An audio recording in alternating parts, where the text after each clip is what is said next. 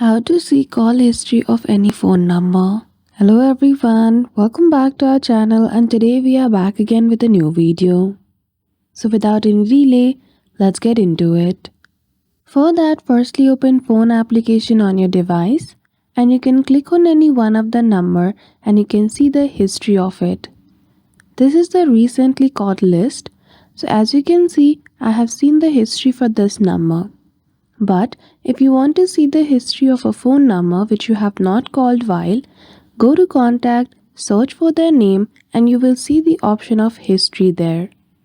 Once you click on it, you will see the list of phone numbers with the date for that number. So that's it. That is how easily you can view call history for any phone number. So I hope you found this video helpful. If you did, don't forget to give it a thumbs up and subscribe to our channel for such tutorial. Thank you for watching till the end.